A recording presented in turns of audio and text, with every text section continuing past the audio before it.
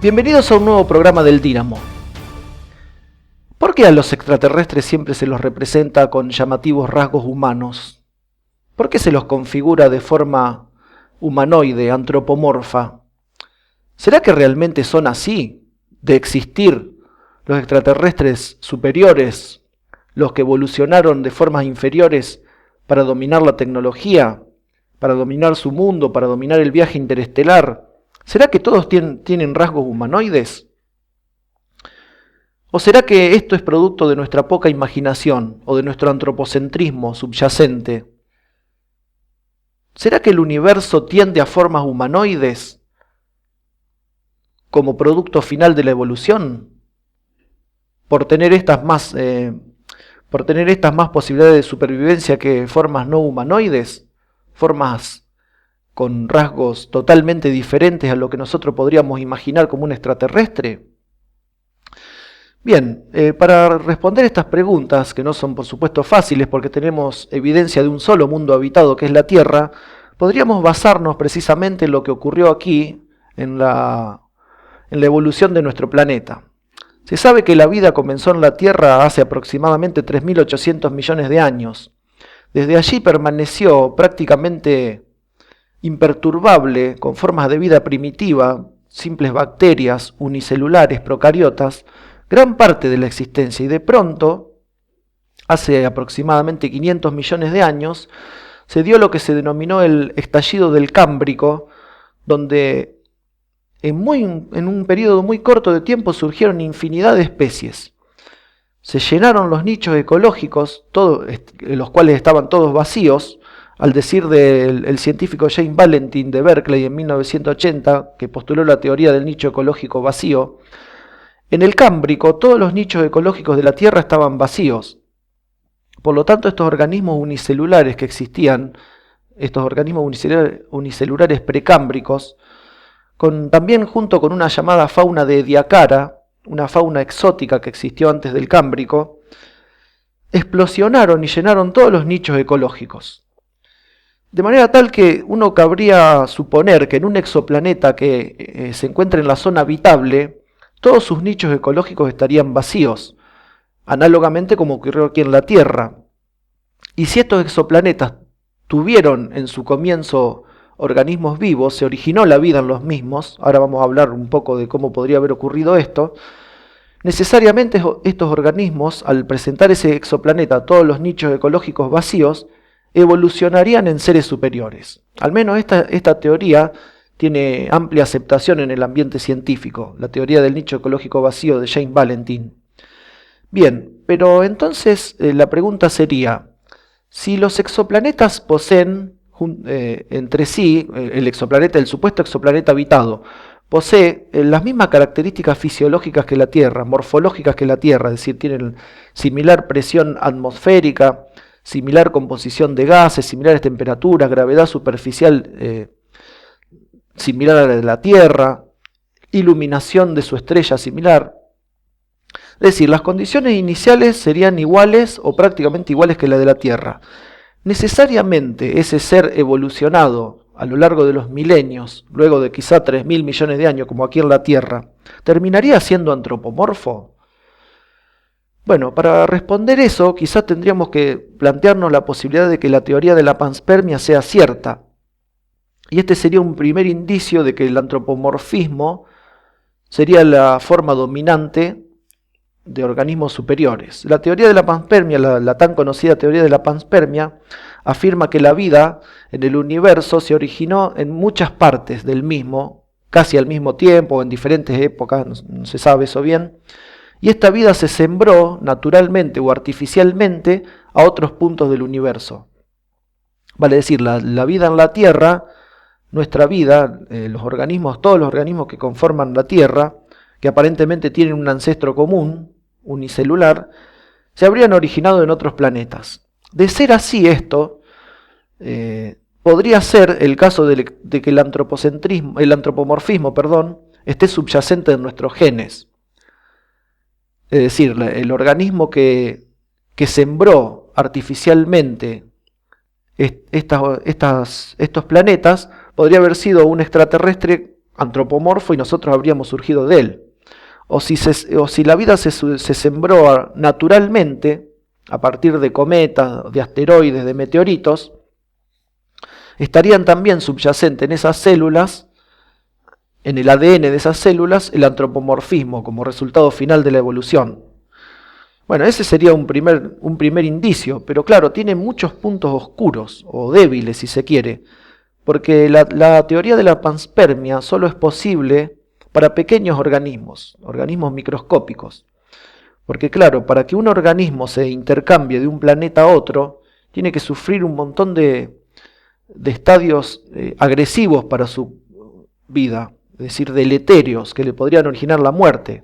Primero, el impacto de un meteorito debería levantar material de ese planeta, por ejemplo, un estallido de ese planeta debería levantar material a la velocidad de escape para sacarlo del planeta de origen.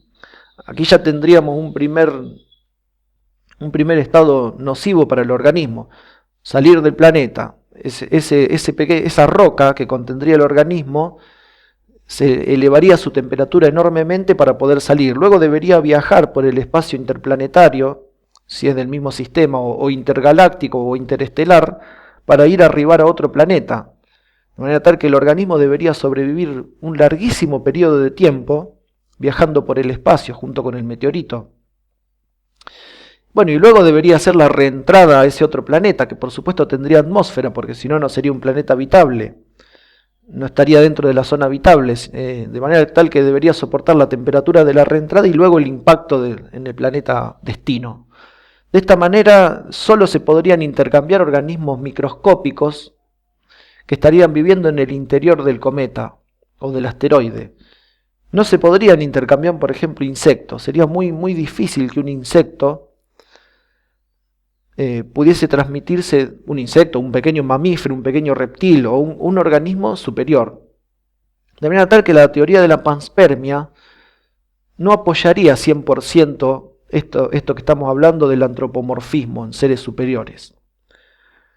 Hay otro indicio, otra teoría, otra suposición, otro postulado que afirma que la convergencia de caracteres podría darse a nivel universal, es decir, organismos muy diferentes desde el punto de vista evolutivo, en ramas muy diferentes, convergen a una morfología común. Aquí en la Tierra hay infinidad de indicios de convergencia de caracteres. No sé, para dominar el aire evolucionaron independientemente reptiles, aves, mamíferos, insectos. Para dominar el agua también hay una conformación física muy similar de organismos muy diferentes entre sí. O partes del organismo, por ejemplo el ojo, evolucionó independientemente unas 40 veces en distintas especies, distintos organismos. De manera tal que podría existir, sí, una especie de convergencia de caracteres a nivel universal que dé como resultado organismos humanoides. Lo mismo ocurriría con porque claro, todos los organismos superiores acá en la Tierra, de los 30 o 40 filum que quedaron a partir del Cámbrico, uno de ellos, el de los cordados, organismos que presentan notocorda, se podría llamar la rama más evolucionada de estos 30 filum, de estos 30 o 40 filum, y presentan simetría bilateral. Entonces cabría la posibilidad de que si un organismo pretende evolucionar en este universo a formas de vida superiores, debería tener simetría bilateral. ¿Por qué es esto? Primero porque ese organismo necesita movilizarse por su ambiente natural. Un organismo que no se movilice no tendría posibilidades de evolucionar, supuestamente, porque claro, los árboles no cumplirían con la característica necesaria para evolucionar como especie dominante de la tecnología y en definitiva dominante de los viajes y interestelares y todo eso. Por lo tanto, el organismo debería moverse y debería interaccionar con el medio teniendo órganos sensoriales. Como mínimo se requieren de 2 ojos, 2 órganos sensoriales captadores de luz, para poder crear profundidad de campo por paralaje, de manera tal que un extraterrestre como mínimo debería tener 2 ojos, 2 órganos captadores de luz.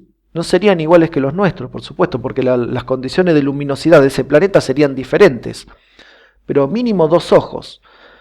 Bueno, 2 ojos para recibir luz, pero también si se quiere recibir información auditiva, con 2 oídos también se crea la profundidad de audición o el sonido estéreo, para localizar de qué sector viene el sonido. De manera tal que siempre la simetría bilateral debe comenzar desde el origen de la evolución.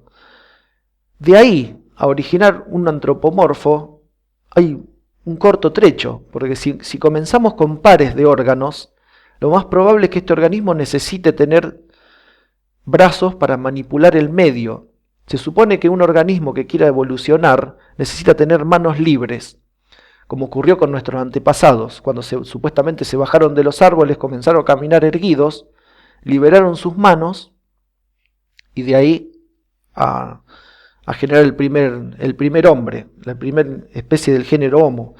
De manera tal que esta teoría de la convergencia de caracteres es bastante plausible para suponer que los organismos superiores evolucionados de algún exoplaneta habitable, o habitado mejor dicho, tengan rasgos humanoides, al menos en la primera parte de su configuración. Deberían tener un par de ojos y un par de miembros prénsiles para tomar, para manipular el medio. Y como deberían moverse para poder justamente dominar todo ese medio ambiente y comenzar el proceso de cerebración, como ocurrió con nosotros, y va creciendo la masa encefálica para generar organismos cada vez más inteligentes a partir de la manipulación de objetos y del caminar, de serse movientes, terminarían teniendo dos apéndices para caminar, 2 patas, 2 extremidades. Bueno, ¿por qué no ser cuadrúpedos? Podría ocurrir, sí, pero si con 2 miembros inferiores bastan para caminar, para moverse, para trasladarse, ¿por qué generar un organismo de 4? Podría ocurrir, nada lo impediría, pero quizá la forma de vida dominante, la más probable, sea lo humanoide, desde este punto de vista, del punto de vista de la convergencia de caracteres. De manera tal que ahí habríamos generado un humanoide a partir de configuraciones físicas diferentes de células de organismos inferiores. Y no hay mucho más para especular, porque la configuración bilateral, la simetría axial, parece ser el rasgo común de los seres superiores, formas de vida superiores. De manera tal que este extraterrestre podría tener simetría bilateral, estos supuestos extraterrestres. Por el momento no se conoce ningún planeta habitado, no se conoce ningún exoplaneta que posea vida, de manera tal que solo podemos especular. Pero claro, esto podría ser un solo camino posible. ¿Podría ocurrir que los organismos extraterrestres sean diversos? La mayoría de los científicos afirman que sí, que a pesar de esto que dijimos recién, de la teoría de la panspermia, que es un poco débil al respecto, y la teoría de la convergencia de caracteres a nivel universal, que es bastante más fuerte, ellos afirman que los extraterrestres, cuando los encontremos, van a ser completamente diferentes a lo que los imaginamos. Y si encontrásemos un extraterrestre humanoide, quizá debería tener una conexión entre nosotros, con la vida humana. Es decir, si llegásemos a encontrar extraterrestres humanoides, quizá estarían conectados con nosotros y no habrían evolucionado independientemente entre sí. Es decir, el ser humano y el extraterrestre. Si son iguales, quizá haya habido un intercambio de material genético, no lo sabemos. Son solo especulaciones. Bueno, eso era lo que quería tratar hoy, el tema del antropomorfismo. Se puede debatir ampliamente al respecto. Se puede debatir por qué en la mayoría de los casos se los humaniza. Quizás sea por razones culturales, porque hay mayor afinidad. Un extraterrestre humanoide tiene más afinidad con el ser humano que uno estilo insecto, un insectoide o un reptiliano que se le llama también. Causa más repulsión un extraterrestre tipo insectoide que no un humanoide.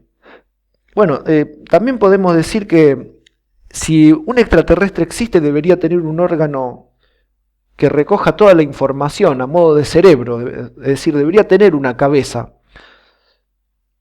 Debería tener o no, pero lo más probable sería que la tenga, para procesar toda esa información que le traen los órganos sensoriales.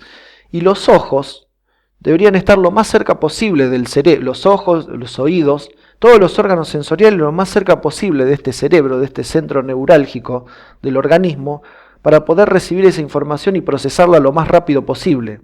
De manera que, si un extraterrestre evolucionado, un extraterrestre que logra dominar el viaje interestelar, que dominó la tecnología, que dominó su planeta, tiene un centro de información, un centro para procesar la información, un cerebro, tiene un par de ojos porque dijimos que necesita crear profundidad de campo, tiene órganos sensoriales olfativos, auditivos, necesariamente todos esos órganos deberían estar bastante cerca de ese cerebro, por lo tanto, una cabeza sería lo más probable para un organismo desarrollado. Y luego pares de miembros, como se habló, 2, 4, pero siempre con simetría bilateral, sería quizá lo más probable. Quizá el universo tienda a favorecer a las especies humanoides como las más probables para sobrevivir en los ambientes, en los diferentes ambientes. Bueno, los detractores de estas teorías, de estos postulados, de estas afirmaciones del antropomorfismo, se basan en hechos reales, que por ejemplo, en hechos matemáticos, que es la teoría del caos.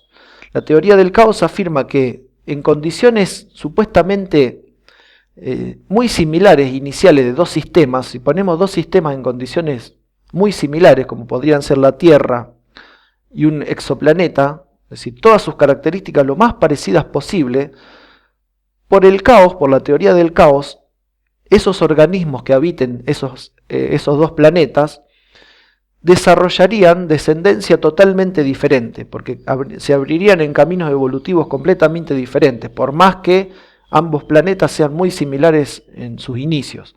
Y de ahí, como sabemos que los exoplanetas son muy diferentes, esos extraterrestres serían extremadamente diferentes entre sí. Es decir, los extraterrestres evolucionados de ese exoplaneta y los del planeta Tierra, nosotros, los seres superiores, o los primates superiores, antropomorfos.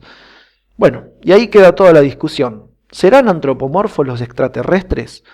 ¿Las supuestas formas de vida habitantes de otros exoplanetas tendrán rasgos humanos? No solo los que dominen la tecnología, sino seres inferiores, entre comillas, por ejemplo, animales. ¿Los animales de esos exoplanetas se asemejarán a los animales nuestros o serán completamente diferentes? Quedan las preguntas abiertas, queda el debate abierto.